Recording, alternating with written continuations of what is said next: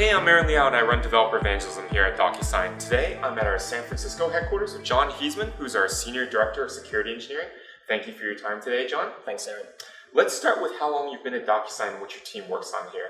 So I've been at DocuSign for 3 years now, and I manage the application security team and our vulnerability management team.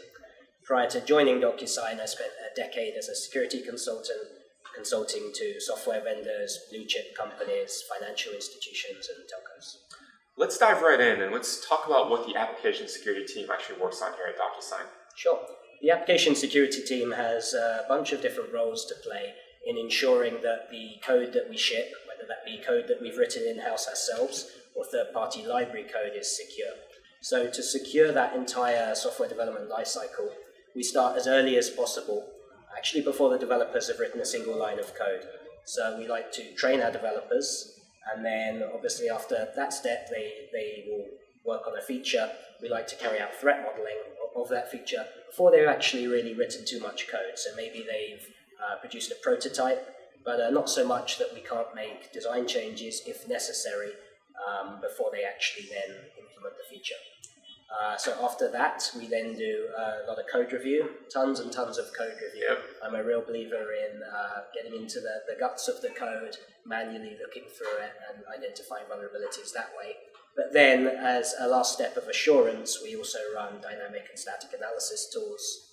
And actually then we ship the code, but we're still not done, the role of the application security team. We have a role in monitoring code when it's in production.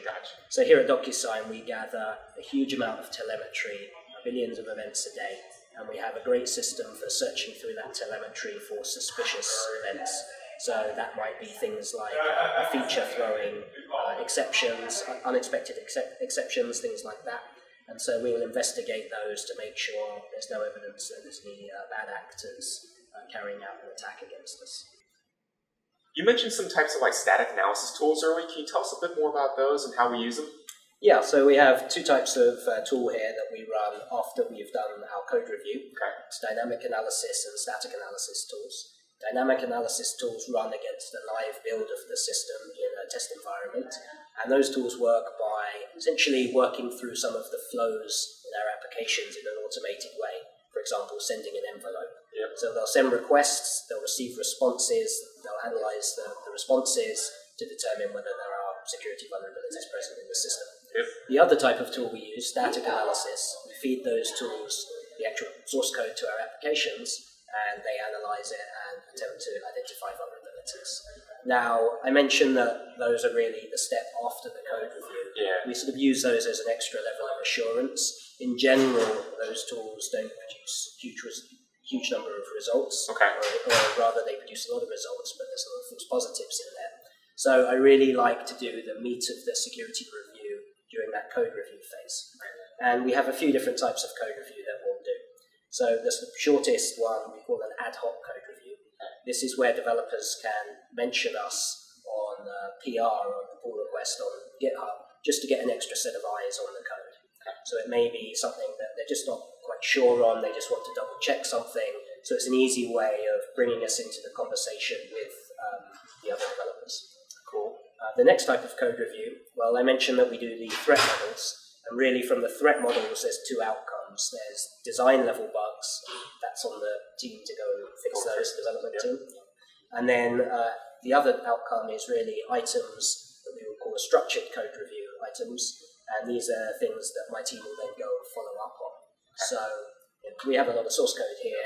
We don't do line by line reviews of everything we ship, but we really sort of target the areas where there may be implementation bugs, the areas that are interesting from a security perspective.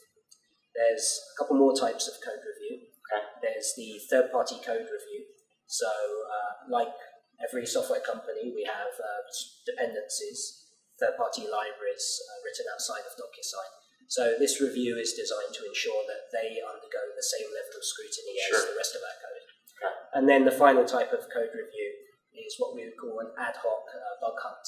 So my team love to go and find new and interesting security vulnerabilities, and often on Friday afternoon we'll pick an area of the code and everyone will dive in and we'll work collaboratively and see what we can find. So we get some great results that way too.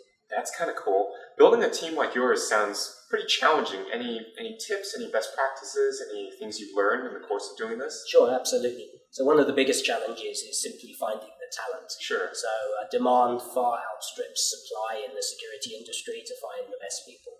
So we've had to really think about how we can address that, and I have two ideas on that. The first one is a lot of the makeup of our team is actually people that were already working at DocuSign.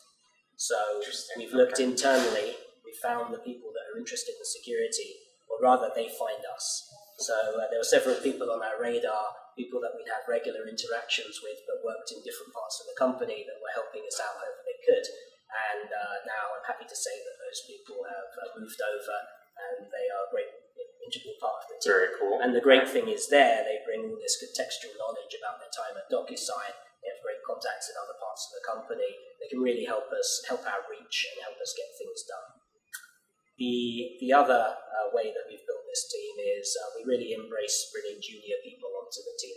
Okay. So I was lucky enough early in my career to have really great mentorship, and I really want to bring that to DocuSign. So we really look to mentor the junior people on the team, and as people progress on the team, I look to them to mentor the newest people on the team. As a bonus question, I can't help but ask, I heard some great stories about a team event at an escape room in Seattle. Can you share some of those with us? Sure. So first of all, I'll say that to our embarrassment, we did not escape. Oh, were you close? We were close. We were a few minutes off, and they allowed us to actually finish it and escape. But early on, we did actually unplug all the security cameras in the room, believing that we were on the right track to solving the first puzzle, and that cued everyone to come running in, saying that we'd completely broken the puzzle. In fact, a door automatically opened, and we thought we'd solved the puzzle, and in fact, we'd gone completely on the wrong track. That's wonderful. Thank you for your time today, John. Thanks.